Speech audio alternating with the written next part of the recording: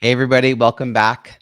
The countdown to my new book is imminent. I mean, it's not here, but I have a cover design. I'll be sharing that later this week, letting you decide which of the two covers I like most.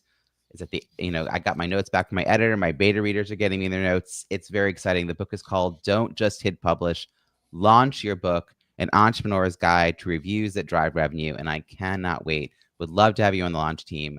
Just go to robbiesamuels.com/launch team.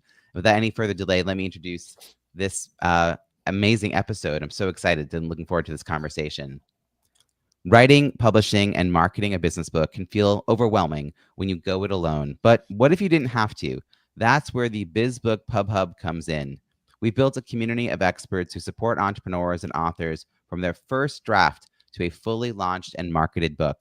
In the hub, you'll find guidance on writing, editing, publishing, and creating powerful marketing strategies that amplify your book's reach. Plus, our free virtual networking events connect you with fellow authors, helping you grow and thrive as a writer. Explore these and other author resources at bizbookpubhub.com. Now I'm honored to introduce today's panelists who will share their author experiences. Janice Litvin wrote Banish Burnout Toolkit, which offers practical strategies and tools for overcoming burnout and regaining balance in one's life. And Kim Rozdeba is the author of Branding Queens, Discover Branding Secrets from 20 Incredible Women Who Built Global Brand Dynasties, a collection offering valuable insights and strategies for creating and growing a successful brand. Please join me in welcoming Janice and Kim. Welcome, folks. And Janice, I'm going to kick this first question over to you. I'd love to hear a little more about who was the intended audience for your book. First of all, thank you for having me, Robbie. I'm delighted to be here. I wrote this book because I had been doing a lot of research about stress and burnout, as a lot of people were coming to me saying, I'm so stressed, I'm so burned out. And I came up with what I consider a unique strategy to approaching burnout, which is a cognitive point of view. And so I wrote my book for all of my clients who were coming to me saying they were burning out. I could see like you responding to the market. That's awesome. Kim, you took a very different tact. This is a very different kind of book. Where did the idea come from, and who is this a book for? So I'm a brand builder. This is what I do for a living for most of my career. And I had a blog that I was writing, and I found out of a particular woman back in 1810, Madame Clicquot. And I discovered, like Clicquot, the champagne, discovered that it was a woman behind the champagne. So I started this journey and started looking, are there other women out there that built iconic brands? And I found 20. And the youngest brand is about 20, 25 years. So these are brands that are iconic. Everybody would know, but may not know that a woman's behind them. So I wrote it for brand builders. That was my target, but because it's all about 20 incredible women, my beta readers started telling me that this is inspirational. These are inspirational stories. So yeah, my audience changed to a lot of women of all ages. That's amazing. I love it when you have a particular niche that you're focused on, and then it has broader appeal, attracting even more people to the market. That's wonderful. I'm curious how, Janice, this was Banish was your first book, and I'm curious how you got past those inner voices, or did you maybe not have those inner voices about writing a book? Because I think a lot of first-time authors do go through this experience, and I know you and I know each other through the National Speakers Association, and there is definitely a steady drumbeat of advice. You have to have a book. You have to have a book. You have to have a book. So you're like, I know we all hear that, but then you went and wrote a book. So what was that particular early part of that journey like for you? Well, interestingly, yes, I was responding to, you got to write a book, you got to write a book. Patricia Fripp's voice is always in my head about you have to write a book. And I went to my local authors group called BAPA, which I know you're familiar with, Bay Area Independent Publishers Association. And there was a panel, and on that panel was a developmental editor. And somebody in that meeting said, start by hiring the editor before you even begin to lay out your thoughts. And that's what I did. That made a huge, huge difference. I recommend everyone start with a developmental editor who helped me. She acted as a book coach. She helped me lay out the outline of the book, the chapters, the process for each chapter. So there was a system to it. And we had a very simpatico relationship. And she had a background in health and wellness. So finding the right resource early on got you past any inertia or those inner voices that might slow other people down, because you found out right away how to move forward. And I think that's incredible. And BEPA is part of a larger independent publishers. What is it? Say IB. What's the full name? IBPA, Independent Book Publishers Association. Yeah. So there may be others regionally that you can go find out, see if they're around. We'll put those links in the show notes. Yes. A lot of them, I know BEPA hosts a lot of virtual events, as well as it's just easy to connect in. So hopefully other folks can do that as well. And Kim, you're a brand guy. You weren't thinking of yourself as an author. I mean, how did you make that leap from the work that you were an expert in to something that was new to you, being an author and finding and telling these stories? So it really started as a blog. I had no intentions of actually writing a book. But when I started discovering several of these women and started getting into their lives are just amazing. And how did they, interact? No education whatsoever in a lot of cases of how to build a brand. So I started very simply. I thought this was going to be a series. And then it got away from me. And I actually Googled, I remember Googling going, how many words are in a book? Because I had no idea. And I was at 40,000. And so, it was nonfiction, 60,000, 80,000. So I'm going, I'm almost there. So it just got away from me. And so I wrote a book. I'm now just finished my second book. So, the first one was, okay, this was amazing. Really good feedback and good results. But my second one was much easier because I now knew how to write a book. Mm-hmm. I do think that I had the same sort of experience where I was like, well, now that I've managed and muddled my way through the first experience of writing a book, I learned so much. I have to write at least one more book. Like, I have to write a book just to apply this knowledge to this new project. And so it does get easier. And I want to just mention to those who are listening, you don't need 40, 60, 80,000 words to publish a book. You need as many words as required to tell that particular tale, story, or process. And more than that would feel like fluff and be very annoying to the reader. My books have all been under 35,000 words.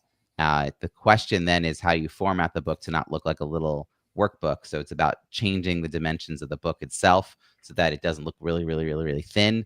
And I'm always happy to chat with folks about that. But, tell the story, the program, the steps you need to, and like having a developmental editor will help make sure you don't miss any of those steps that you need to share.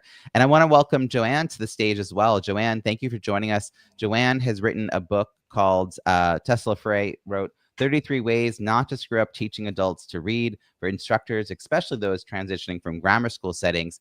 So in a way, that is the audience that you had in mind. But I'd love to hear a little bit, Joanne, about what was compelling you to write a book on this topic. Well, excuse me for arriving late. In addition to writing a book about how not to screw up teaching adults to read, I have very good relationship with some of our students. And one walked in with her 4-month-old baby. So I arrived a little late. But going back to your question, why I wrote this book is because over the years, I've taught adults for many, many years. I'm only 35 and I've taught for that many years, so figure it out. And I know that Teaching adults is difficult in general. It's different than kids. And teaching people who can't read, especially if they're adults, comes with a lot of other baggage, stigmas, and all kind of barriers. And so I have figured out how to do it, and it works. So I was able to organize my thoughts and put them into a book. That's great. And so now more people have access to that, and probably some places that weren't thinking themselves as being instructors will also find it valuable. So I love that we have bigger reach. We were just talking about how we sort of get past writing books, but then the next step I wanted to ask, and I'm going to go back to Janice for this, publishing a book is this one step. And it seems like it's the entire thing when you're in the process of writing a book. It's the deadline that you work towards. I mean, I'm right now in that moment where I'm counting down with my 4th book to the publication date.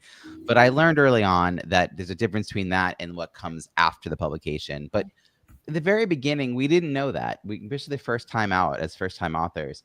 What were some of the metrics that you cared about in the beginning, and what changed as you became an author and noted other successful metrics you could track?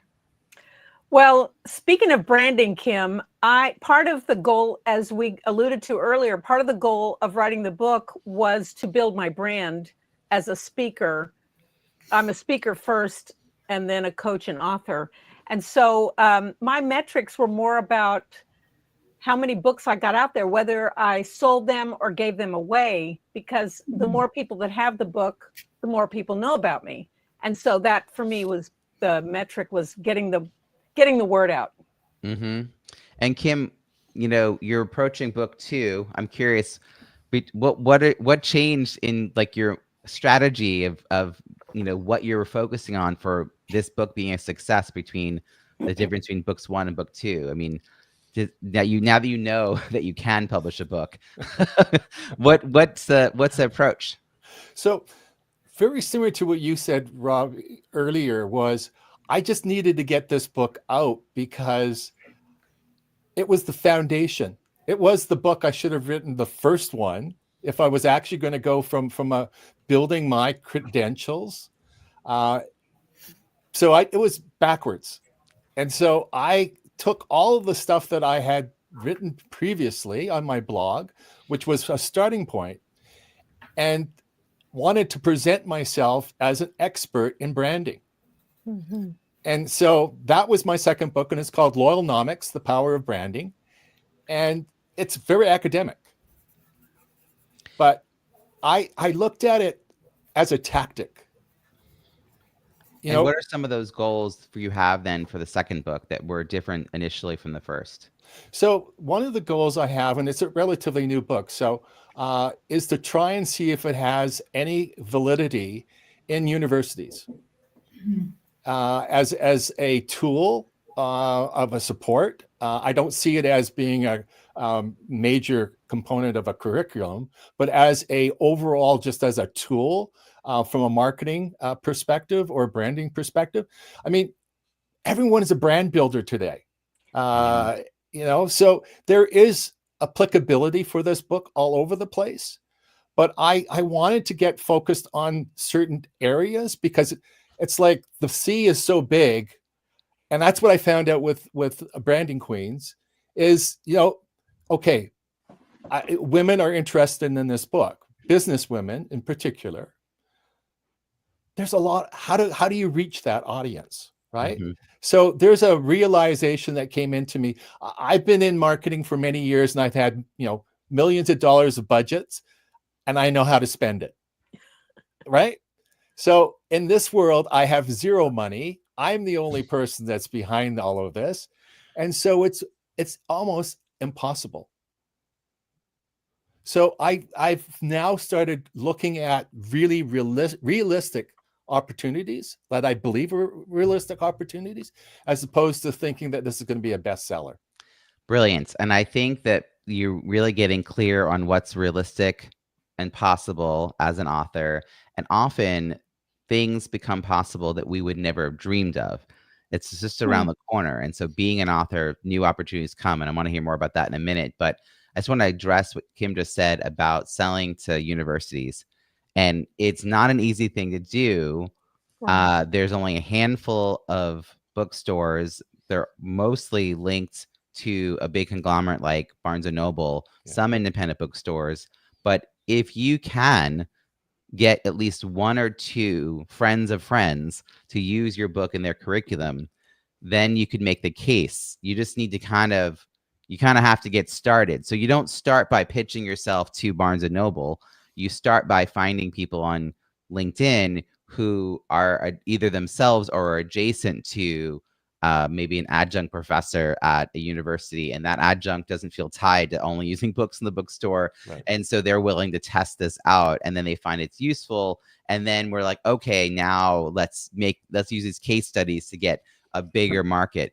And if you can get your book in, you'll also probably be there for many more years because of editions.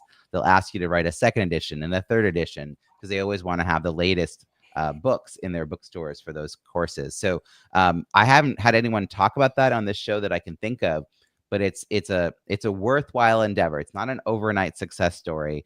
And I don't think there's any real way to buy your way in either, unlike a lot of the other marketing tactics where you can throw money at the problem. This is about relationships and results. Yep. So good job, Kim, just like pursuing that. What would you like to add? I'm just going to add, start with your alumni. Like if you've gone to a university, tap into them. And that's what I did. I actually did.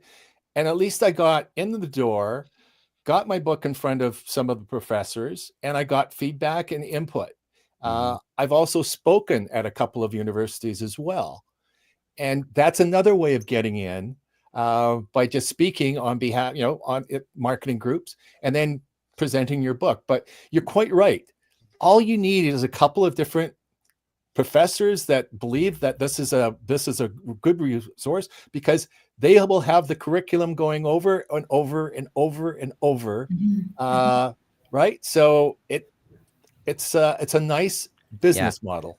I will also say that you don't get paid more than a handshake, mostly for speaking at these places. I ran, I taught at a university level for a few years and brought in all kinds of amazing speakers who normally would have charged lots of fees, but relationships matter in those moments. But they all need content. As a university professor, I didn't want to hear me. My students definitely did not want to hear me every day that they came into class. So hearing from people who are out in the world adds such richness to a curriculum. So it could lead to great boost in book sales. So I'm reiterating everything you're saying, Kim, because I think for some of the books that are written out there, this could be a really smart tactic to focus on. But it would take some effort, and I'd love to hear people's results. If anyone's had those experiences, please reach out. I'd love to share that. Joanne, I'm going to come over to you and talk about reviews, because reviews are not easy to do, and I want to congratulate you because you've done something that is hard to do, and it seems almost silly to celebrate this because it's 20 plus reviews, and you have 25 total ratings and 23 reviews. Is this the most reviews ever in the world? No, but it's not easy to do. You have to, even to get to 20 plus reviews, have a plan in place. And so I also admire the fact that your ratio between ratings, which is the stars, 1 through 5 stars, people don't have to buy your book to leave stars. They don't have to write anything to leave stars. The ratio between that and the people who actually took time to write something is very, very high. Or at like 98 point something percent. I don't even know what the percentage would be, between 25 and 23. That is a big process behind the scenes. What made you realize that you should have reviews, and what was your process for getting them? Well, part of it was talking to you about how important they are. And one of the things that I've done is asked people, could you please write a review? Whether you like it or not, just please write a review. And some do, some don't. But if you keep asking, you eventually get some. And one thing that I've done as part of trying to get reviews and trying to promote my own book is give the volunteers at Literacy Chicago that I train, I buy the books and I give the copy. It's my in-kind donation to my own organization, because I wrote part of the book at work and I feel like I need to give back. So sometimes I'll say, I'm giving you my book. I'm even signing it, makes it so valuable, right? But please write a review. So a few people have. And in fact, I was just thinking about recently reaching out to all of the volunteers that I've given the book to in the last like 3 or 4 months and saying, hey, could you you've had time to read it. You've had time to use some of my methods. Could you please write what you think? So all of us are here today because you've signed up for one of my Kindle cross promotion campaigns that I organize 3 times a year in April, July, and November. And I always ask our authors to drop their Kindle book price to 99 cents 2 weeks before the campaign starts. And then I say, hint, hint, nudge, nudge, this is your 2 weeks to contact folks, kind of like Joanne's list of past volunteers, to say, hey, could you help out by leaving that review between now and when that campaign starts, just so my book looks a little better. And the reason that's so important is that having regular reviews, having reviews come in throughout the years, not just all at the very beginning during the publication time period, matters when we're looking at the factors of books being listed high up on the Amazon search results page. So it's the total quantity of reviews. It's the quality of those reviews, meaning they're not all like, nice book, dude. That wouldn't be a very quality review. Recency of reviews. And so your most recent reviews are February. And then I also see January and December. So you've got books that were trickling in, and now you're going to do hopefully another few. And then verified reviews do matter. So you want to make sure you're having at least some of those reviews that are coming in, they bought them themselves, because we want to have that factored in too. I'm going to come next over to Janice, because she wrote Banish Burnout Toolkit, and it's been out for a little bit. And I see you got 36 ratings and 20 reviews. You do have some recent reviews that come in the end of last year. Janice, what was your approach to getting reviews, and do you have a process for continuing to get them?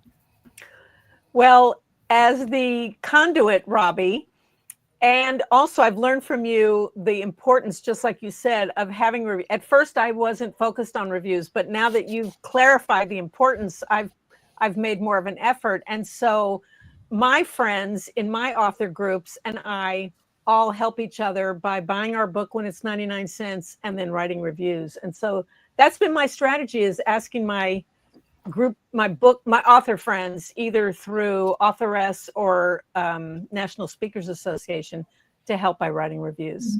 And do you have a list of past clients, or like kind of what Joanne was talking about with her volunteers? Do you have a list of people who have been impacted by this book, either reading it or by being coached by you or see you speak, that you could reach out to as well? Yes. What a great idea. Of course I do.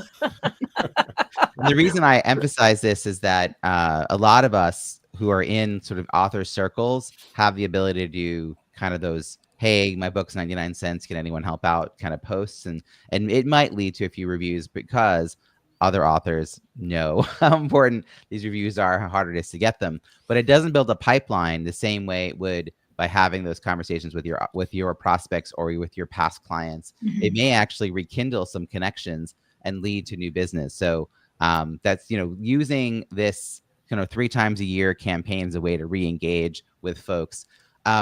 Kim, as you approach your second book, did you change anything about how you're planning to do a launch for it?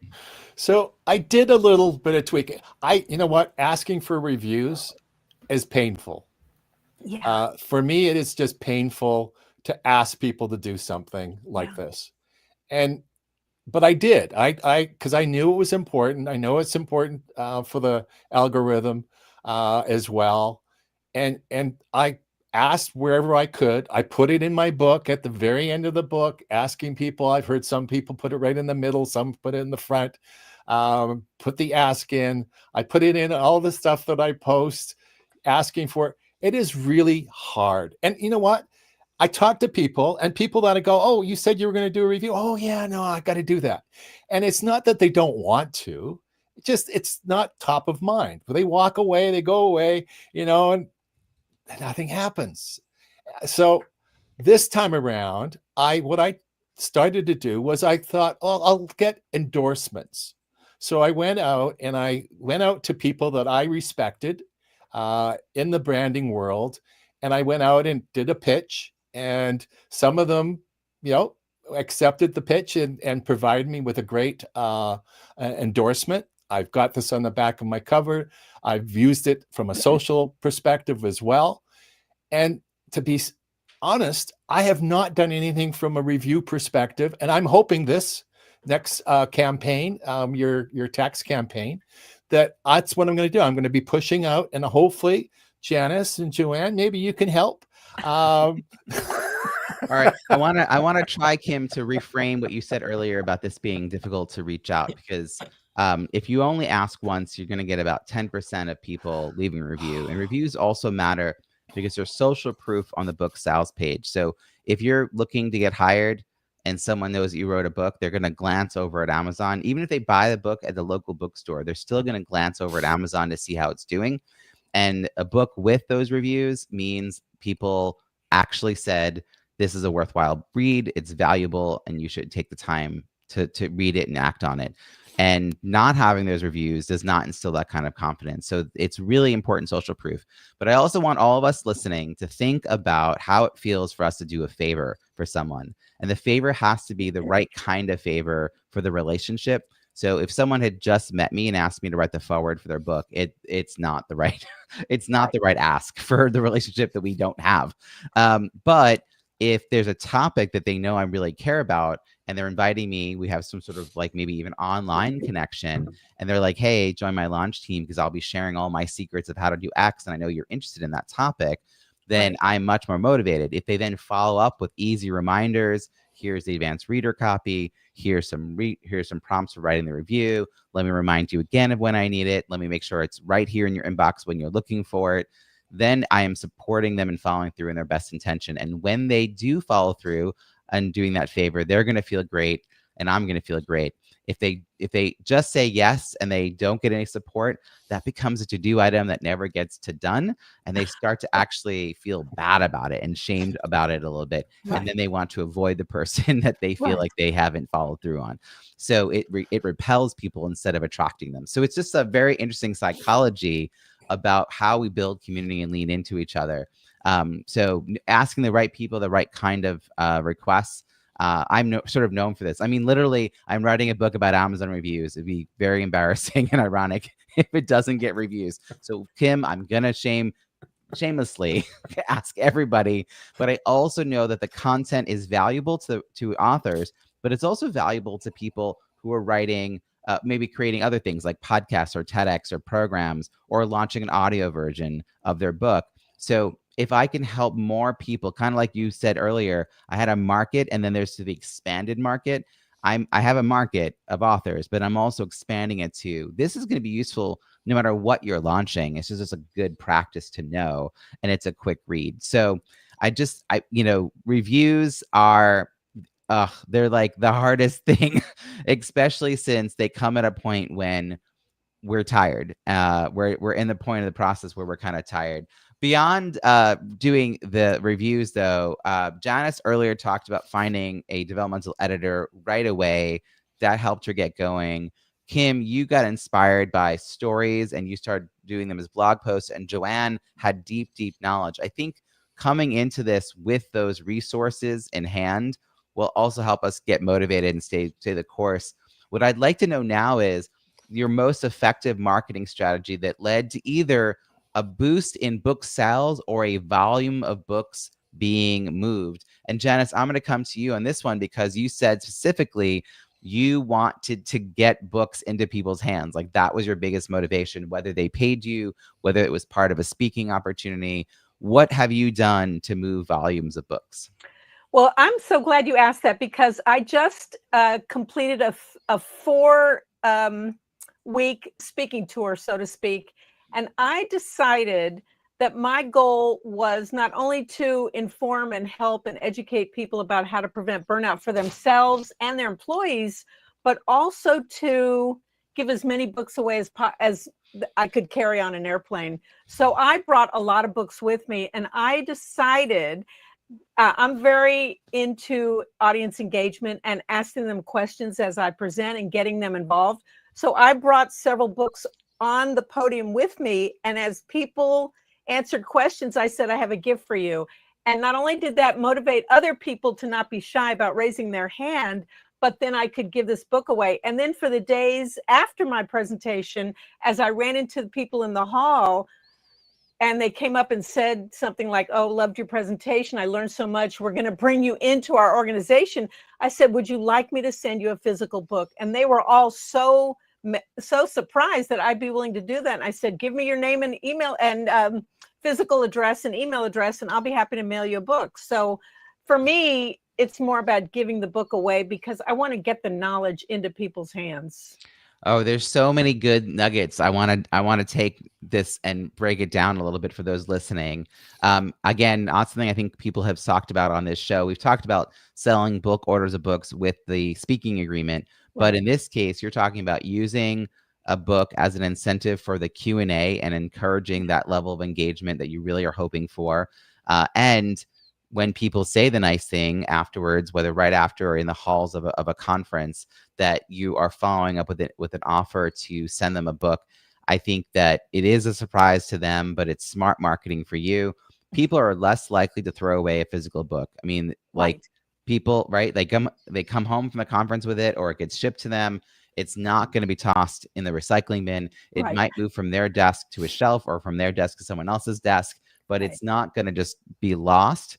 And it's a physical reminder of you. So when you follow up again to say, hey, how about we book that? And the way I see this is that a book does something magical. It's like that little brick that holds the door open, but you can always start a conversation with anyone. That's not that hard to do, but keeping the conversation going is harder. And the book kind of props the door open so that you can keep going back and forth to them. There's my other analogy for you. And just like meeting with people as much as I love Zoom and love this format, there's something magical about meeting people face to face. I call it electromagnetics. I wish some scientists would give me the exact terminology, but it's the same thing with the book. Meeting in person or having that physical book is magical for me. That's great. Hey, Joanne, I'm going to come back over to you. Tell us a little bit about how you move the book out into the world. Like, how are you helping it get reach? Is it mostly through your communities of volunteers, or are there other strategies? So my book is called 33 Ways Not to Screw Up, Teaching Adults to Read. And my presentation is called Ways to Screw Up, Not to Screw Up, Teaching Adults to Read. And I was recently invited to the largest adult education organizations conference. It's called COABE, Coalition of Adult Basic Education, and to speak. So it's funny, Janice, that you mentioned. I also brought books to give away during the conference. I also gave one to a company that sells books. So I only could carry a few, but I was strategic about who I gave them to. And well, I think one of the reasons that I was accepted to do this presentation was because I have my book out there. It does establish kind of, she knows at least enough about the subject to write a book. So she probably can talk about it for 70 minutes. And what's been interesting is that I also won a national award. I'm just going to brag for a second, as outstanding administrator for the country from COABE, and I was very proud of that. That was like 2 weeks ago, and that also gave me a platform to reach out to some press and say, "Come and interview me. This is a national it's a big project." deal. And I wrote a book. So I had my first interview last Friday. That's awesome. So I can get out there. And then another wonderful thing that happened is that I was asked to do another presentation in the fall in Georgia, and also may be able to go and do some volunteer training in some other states.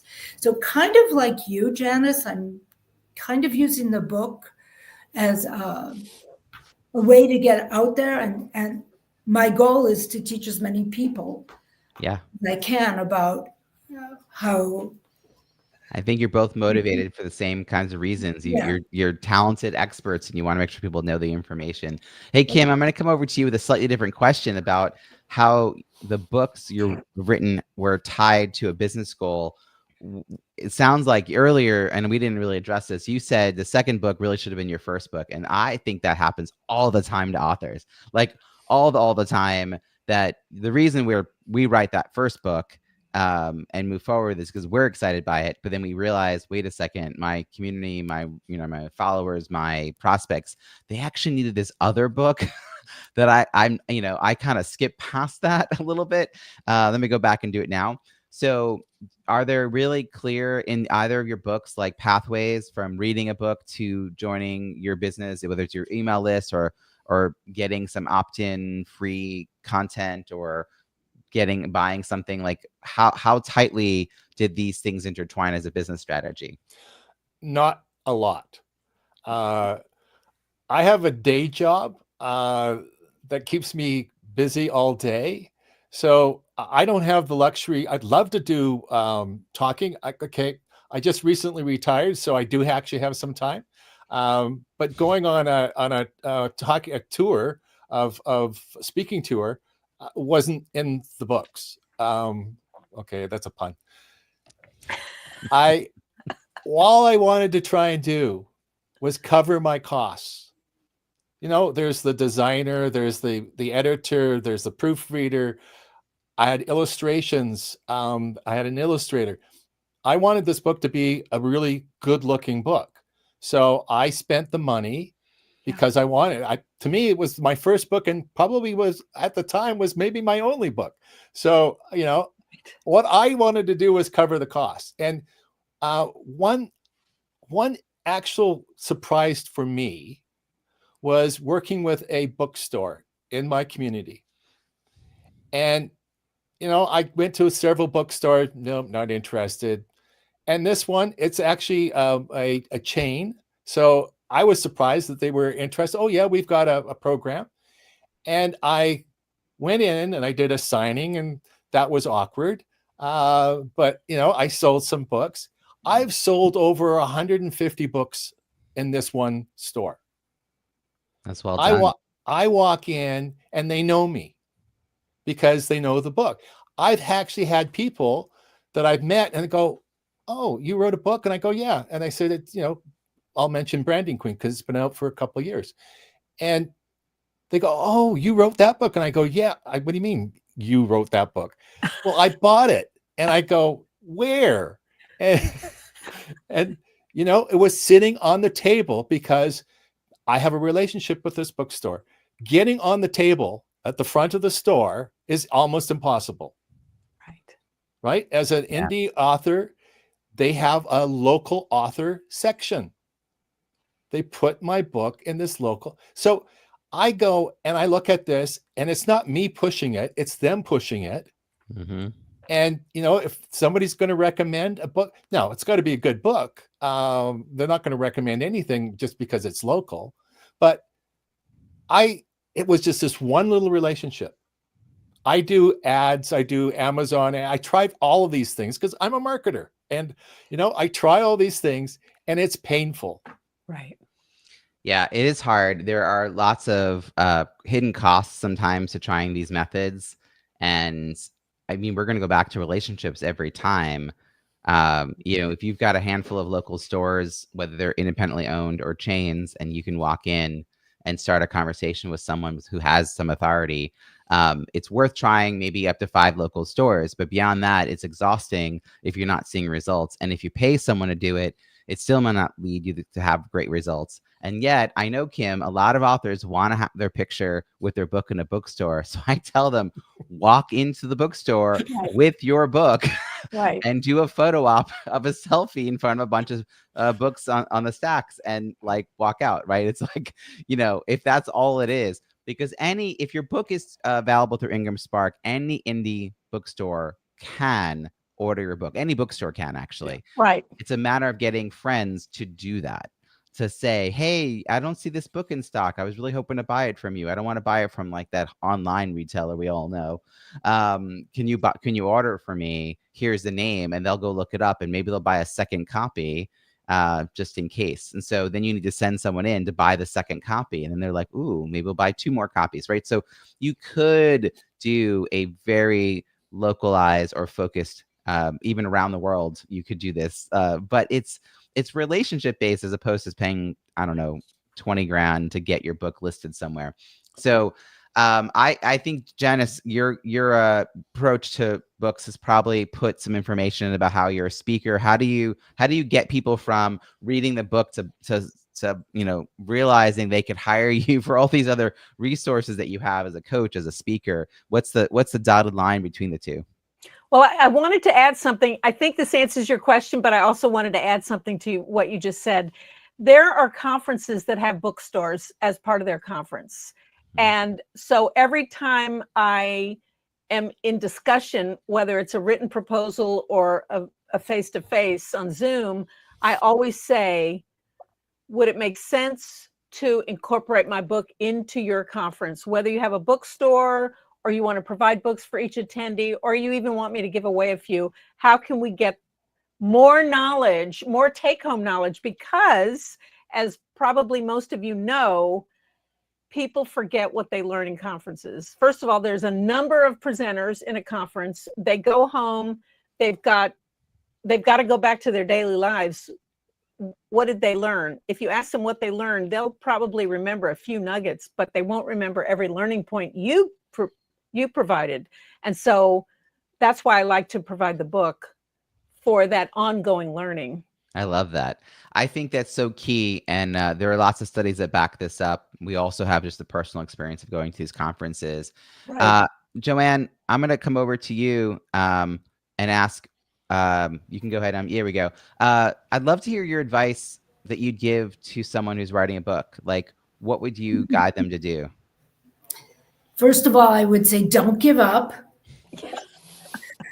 Just, like other people, I have a very full-time job, more than it takes every minute of my energy. So I set a time for myself to write twice a week.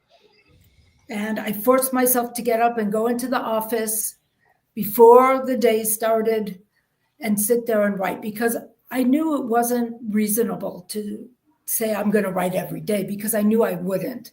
So you have to set some goals for yourself that are attainable. And if you can do it once a week, twice a week, then that's what I would say. Just don't give up. If you really have something to say it. And the way this book was structured, it's part of a 33 Ways series, it was easy to write, in the sense that I knew I had 33 chapters. And so I started out by making a list of what the chapters would be. And then what kept me going is that I had the list and I chose which one I felt like writing at that moment. So Right. I was always choosing what I felt like talking about. I love this because you're not staring at a blank page, which I think is so hard when people are getting started writing. If you don't have the outline, if you don't have the key bullet points, if you don't know what your chapters are going to be about, it makes it a lot harder to do. If you're building off of blog posts, or in my case, I did a lot of videos for an online program and then transcribe those as a basis. So you back into it. You trick your brain into creating some good content that easily falls out of your head, and then you fill in the gaps with the stories and the steps and all those things. Kim, as we wrap this up here, I'd love to hear your quick advice. Just start writing. Start writing about something that you're passionate about. Mm-hmm. It's so easy to write when you're passionate about it. Time goes. Yeah. Joanne, when you talk about, putting time aside, I will go and if I'm passionate, I love doing the research too. So I can spend hours, waste hours sometimes, going down rabbit holes, and anyways, it's just start. Yeah, just start. Janice, and how about you? I like to ask myself a question. So obviously I do a lot of reading to keep up on the trends about workplace wellness, stress, and burnout. And so if I've read a report by Gallup or a colleague has written a report based on a Gallup report, then I'll ask myself a question. How does this apply to my client base? And what do they want to know? What would be most helpful to them? Or one thing I've started doing is I hold leadership roundtables. And so I ask everyone to share stories of success and stories of problems they've had. And you would be amazed some of the issues that CEOs and leaders have when it comes to protecting their employees from burnout. And so then I write about then I ask myself questions about that situation and do a lot of writing from that. I love how you're reacting to what's actually happening in the market. Janice, how can people find you and follow your work? JaniceLitvin.com. And I want to do a 1-second plug, as I have in my name here. Banish Burnout Academy is a new program I'm launching based on my book. It's, as I mentioned before, people forget what they learn. And so my Banish Burnout Academy is a program that'll be based on my book to help people actually make use. For those who don't know, my book is a workbook. And so people will actually put into practice and internalize the lessons through this program. And JaniceLitvin.com or BanishBurnoutAcademy.com. Brilliant. Kim, how about you?